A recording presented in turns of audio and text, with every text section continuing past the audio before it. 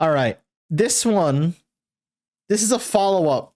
Because y'all remember the last tasting history with Max Miller video that we watched. We watched him make authentic ancient Roman garum the same way they did back in those days, back in the days of ancient Rome, right? He's actually going to be cooking something with the garum in this video. I am both excited and terrified. Also the Phoebus in the background is an adorable touch. Oh, chat, I'm scared. Here we go. Hello? So I recently YouTube? did a There we go. video showing the process of making true ancient Roman garum. From fish and salt, to the brown sludge, to the golden amber liquamen, perfect for cooking. But I didn't actually use it for cooking in that video, so that's what I'm doing today. Oh, I'm God. making an ancient Roman egg dish called patina de piris, a sweet dish with fish sauce. So thank you to Factor for sponsoring this video as we... I'm sorry, what?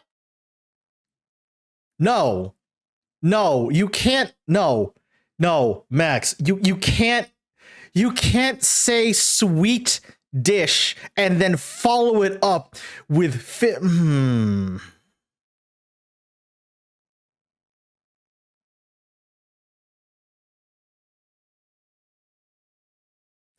Chat, help. Chat, help. Oh my God. cook with garum. This time on Tasting History. I have great concern. Today's Chat. recipe, which I included in my I cookbook, have originally great comes concern. from ancient Rome's most complete collection of recipes, De Re Coquinaria, better known as Apicius. Apicius was an infamous gourmand who lived during the 1st century and was famous for... Perso, what did you miss? Max is gonna make a recipe that is supposed to be sweet, but it's using the garum that he made in the other video. Those are two words that I don't think should go together, but Birdport is insisting we give this a chance, so we're giving this a chance. his grand banquets and outrageous cooking. Now, there were actually several people who went by the name Apicius, and it's very likely that none of them wrote De Re Coquinaria, but perhaps contributed. What if they come back some from lunch too? But it has become Okay. associated All right. with Apicius, one or multiple of them. See, Apicius and so I that am is what we actually call it today. Now, out familiar of the many with. recipes in the collection, over a dozen Apicius are for I'm these actually egg familiar with dishes, because we learned that in patina, culinary and school. They can be prepared with all sorts of things, from different vegetables to nuts to brains and jellyfish. Rewind to what? For these egg dishes, patina, and they can be prepared with all sorts of things, from different vegetables to nuts to brains.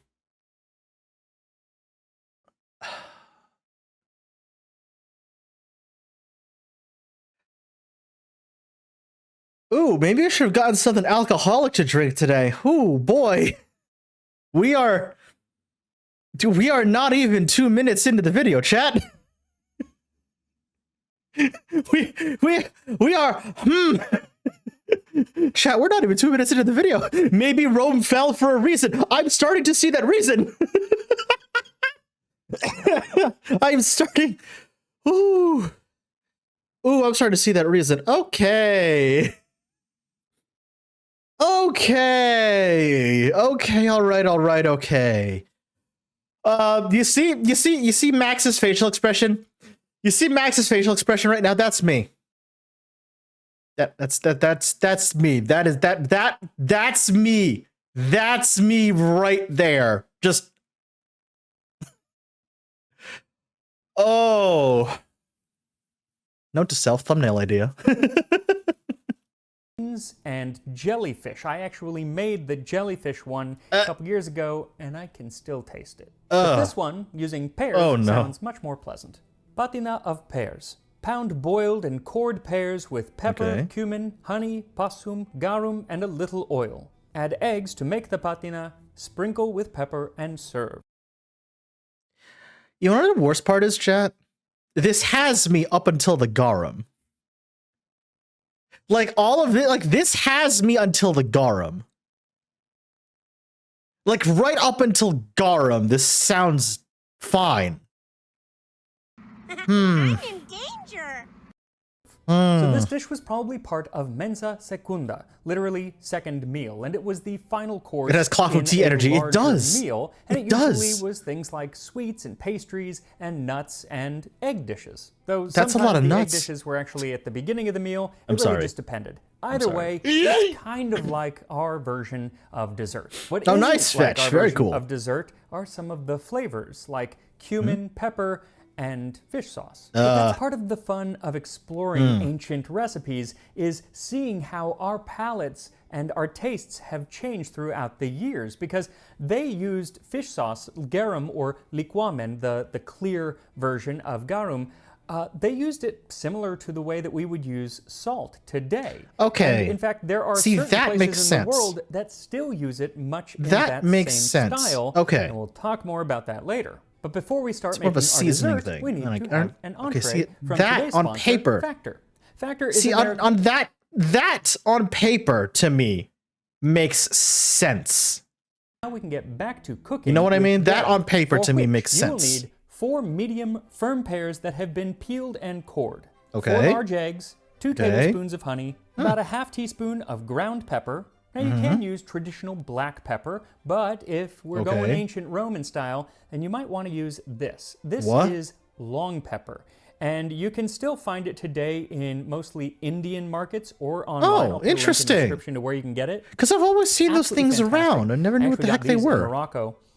Wow. They smell so much sweeter and more aromatic than black pepper, and there's no sting to your nose. Interesting. It actually kind of reminds me of like a sweet nutmeg. The thing is, once you bite into it, you actually get more heat than black pepper. Really? Some people say that you don't.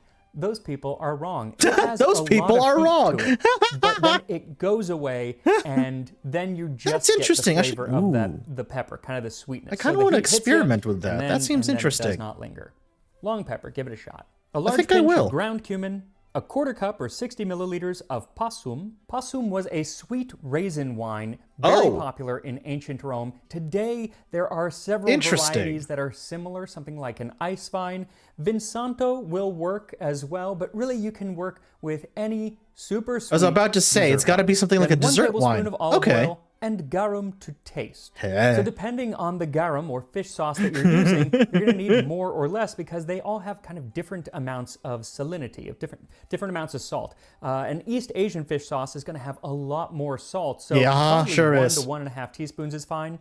Mine is much less salty, so I'm using a full tablespoon, but it's really up to you. And that's kind of the deal with ancient recipes in general, is they very rarely tell you how much of any ingredient to use. So they really weren't guesswork. They really didn't use a lot of exactly the specific measurements back in the day, shall we say. The recipe just says to use eggs to taste. To make patina. But exactly what the patina is supposed to be like is that was going to be my conjecture. question next. So the way this looks like on the surface this looks like just a straight up egg tart to me, which I've made before and I like.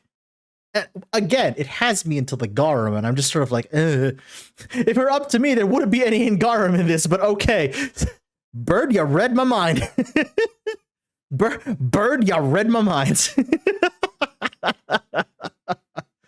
Oh, God in heaven. Yeah, if it were up to me, I'd have no garum. None garum, if you will. Holy Jesus, help me.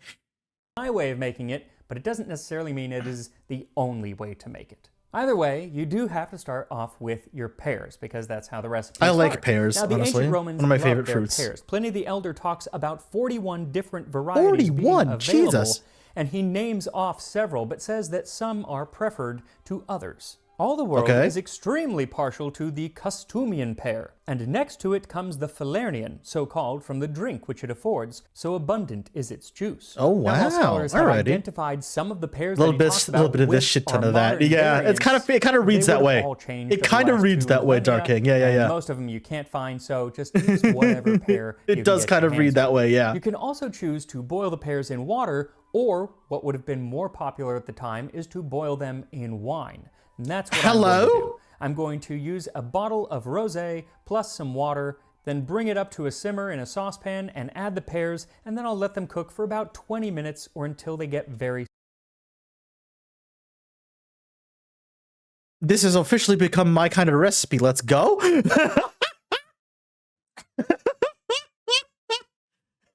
This has officially become my kind of recipe. Hello? Don't ruin those with the fish.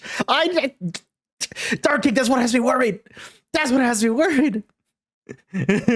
Wine poached pears. I know, Bird. I know. I am exceedingly excited. I am, yes, yes. I am partial to fruitiness. I am. Yeah. I loved it. Oh my God, that's such a good Dylan quote. Oh, that's so good.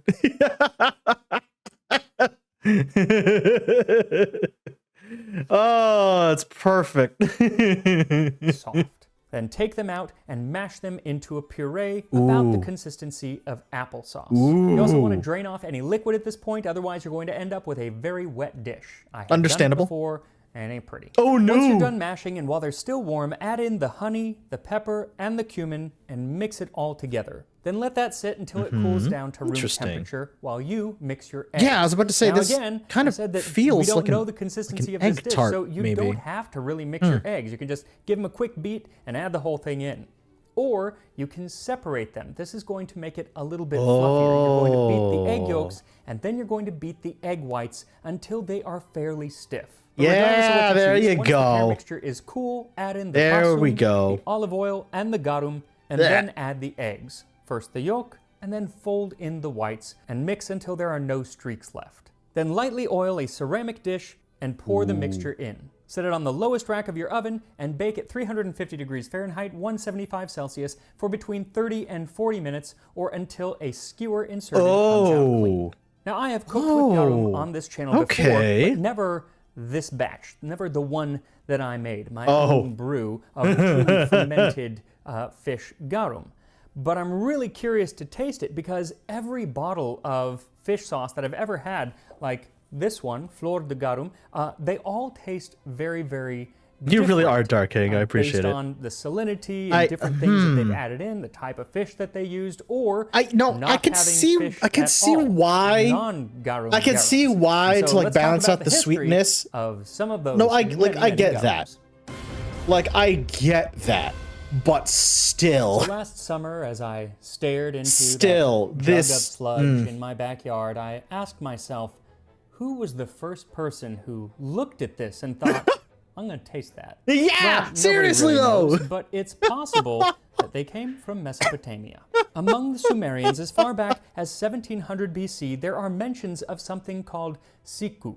What this was fish mixed with salt meant to preserve it, but after some time it would start to. If you're wondering why my model's breaking, I have hot cocoa. Jug of fish sludge in the backyard. Don't worry about it. Exactly how they were using this stuff is unknown. Were they straining it to make a liquid, or were they using it more like the anchovy spread? See, that's kind of what I would some think. Southern French cuisine today called pisala.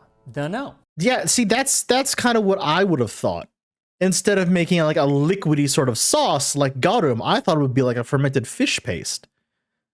In the Philippines, we have something similar, and it's called bagoong. It is literally just a paste of fermented fish. It smells like something fucking died. But my dad, my uncle, my grandfather, when he was still alive, they swore by this stuff. They loved it. My dad would even go so far as to take like a slightly underripe or a green mango, take slices of that mango, put the bagoong, the fermented salty fish paste, on top of the green mango. And he said it was the best fucking thing in the world. I thought he was crazy. I thought he was crazy because I could always tell when they came back from the Filipino food store. If I could smell that something, to me back in the day, if something smelled like it died or it went bad or went rancid, I could probably tell immediately that my parents had gone to the Asian food mart and they'd picked up a jar of bagoong, and I knew it was just going to smell to high heaven every time I went into the kitchen. That's just how it was. That's just how it was. You know what I mean? Oh, good Lord. There's something fishy about that. God damn it, Dark King. Oh my God. But what we do know is that they didn't just use fish to make this condiment. They also sometimes used locusts, which is something. Nope. Nope. Nope. No. No. No, no, no, no, no, no. No. No. No. Absolutely not. No. Mm-hmm.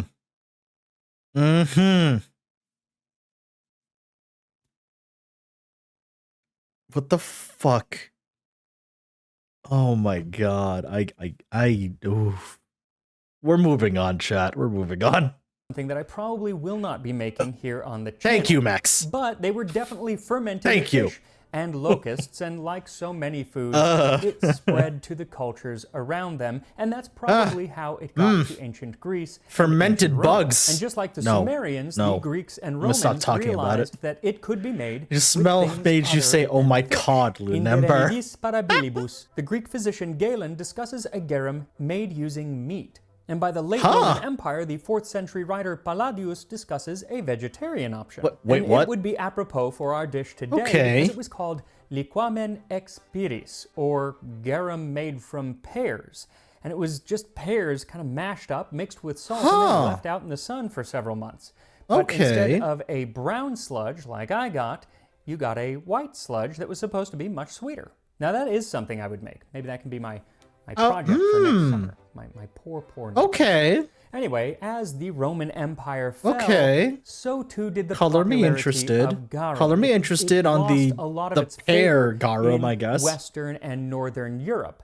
There was still garum coming in, mostly from Byzantium, but it had become so expensive that it wasn't used as much for cooking, but more often for its medicinal I was about to say it was probably for more of its medicinal processes. There were a few pockets in Western Europe that did still make their own version of garum, specifically colatura di alici, which was made in parts of southern Italy and still is to this day. But overall, the days of garum in Western Europe were a bygone era. Interesting. But back where it started in Mesopotamia, well, they had continued to make the stuff, but over the millennia, it had evolved. They were still using something called manun, which literally means fish juice, but it seems the more popular alternative was called muri. In the 10th century, fish juice. Oh my God! Just that phrase alone. There are mentions of a sauce called muri.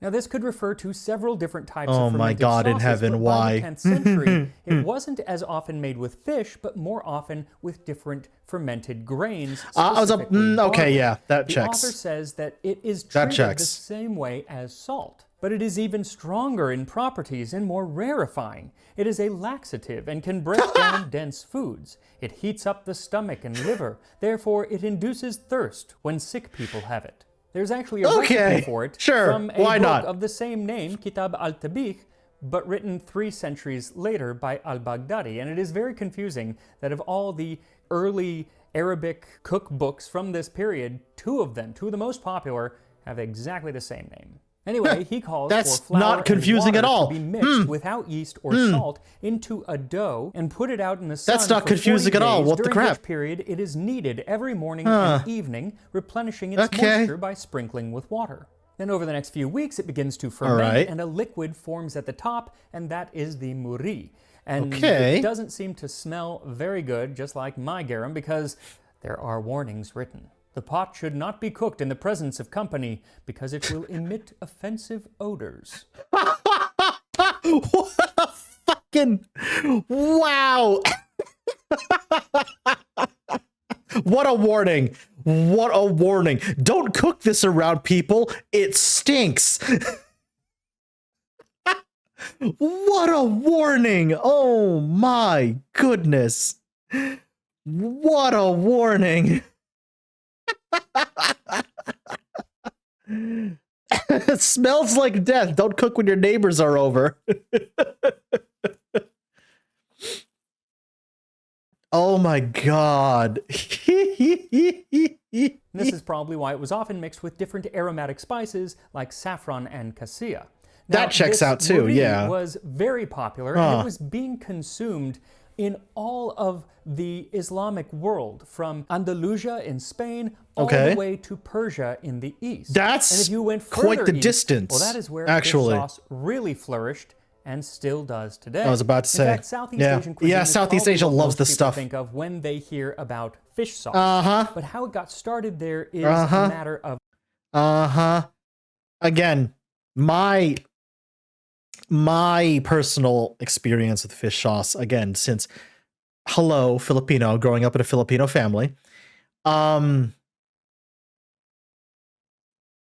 has always been, we call it in Tagalog, we call it patis. It's, again, smells to high heaven, but again, my family swears by it. I distinctly remember a very specific brand that my dad and my uncle would always buy. It was fish sauce, and it was bottled up with little whole chilies inside the bottle. So not only was it very aromatic, very pungent, it was also very, very spicy. I distinctly remember that. Like, that was always in the kitchen. That was always in the kitchen when I was growing up. In my family, in my house, my old house. Oh my God. Debate. Some say that it probably came from the same Mesopotamian roots. Others say that it was in trade with Rome, and others say that they came up with it completely independently. I mean, it's fish and salt and sun, and they had all three of those. Probably and someone just had to be similar brave process to taste it. Yeah, now, one of the that earliest checks. mentions of That this checks, fish sauce from this part of the yeah. world comes in 544 from the Kimingyao Shi. It tells of a Han emperor, Wu Ti, who chased barbarians to the seashore, and while he was there, he smelled an aroma emitting from beneath the ground. Oh no. And after some digging, literally and figuratively, his emissary told him, it is simply a fermented paste made from fish entrails. Mix them with a moderate amount of salt and place them in a jar, seal tightly, and incubate in the sun. It will be ready in 20 days in summer, 50 days in spring or fall, and 100 days in winter. That's a lot like the ancient recipe that checks out, my garum. I mean, like, a lot, which is pretty crazy. Anyway, up in China and Japan, the fish sauce, while it was still made, was usurped by the more popular soy sauce. Yeah. But further south, fish sauce survived and still survives to this day. Philippines, Things Indonesia. Like yeah, there it is! Yeah! I told you, baby! I told you! Still survives to this day. Things like Philippines. Yeah! There it is. There it is. That's my country, baby. That's my home. There it is. That bottle, chat. That bottle right there. Every single time I walked into the kitchen to make anything, I would see that fucking bottle right there in the pantry every day.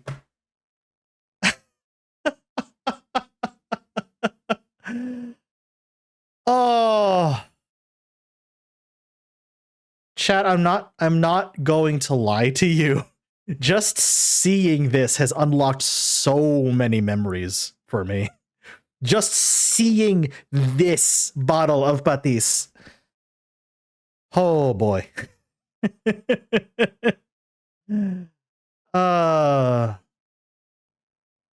God. That's it. That's right there. Right there.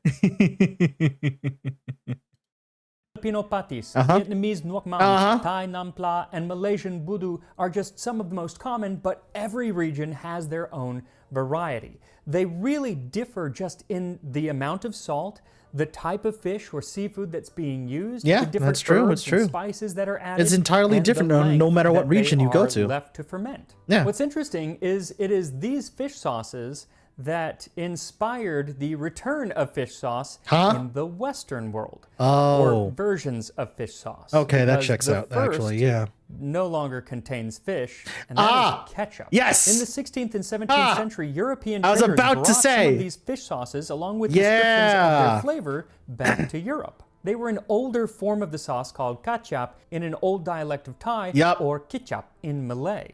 The problem was they didn't bring back any actual recipes for these sauces, and so the Europeans would try to remake them using it's all coming full circle, baby. Yeah, pretty much everything except I love food history. Fish, and I go this is what I love food history. A much closer approximation of these sauces came in 1837. Two chemists, John Wheely Lee and William Perrins, produced a sauce using fermented anchovy mixed with vinegar, sugar, garlic, and other spices.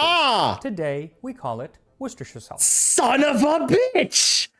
Aha! So that's where that came from. Oh. Oh. Okay. All right. Okay. That,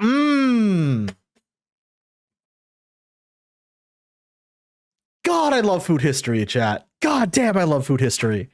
Now, exactly how they came up with this is unclear. God, I love food history. The company, it did come from an East Asian fish sauce. I really enjoyed the book Salt, A World History by Mark Kurlansky, where I first learned about Garum many years ago. That's awesome, bird. Anchovy-based fish sauces being made in Europe at the time, so maybe they got it from that. And those may have descended all the way from ancient Rome, because they did use anchovy to make many of their versions of garum. Of course, I did not use anchovy, I used mackerel to make my version of garum, and that's what I am using in today's patina. Oh, so as good soon luck, as your Max. patina is cooked, then take it out of the oven, sprinkle with pepper, and serve. And here we are, patina of pears. So it turned out nice and fluffy on top. I think the texture is good, pretty much like a frittata, but here we go. Huh.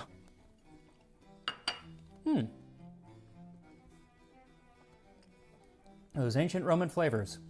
So it's actually really sweet, with the pear and the sweet wine and the honey, but the addition of the cumin really just is a fascinating flavor. His face goes on a journey. You get that garum, but it is just the saltiness and kind of that savory umami-ness.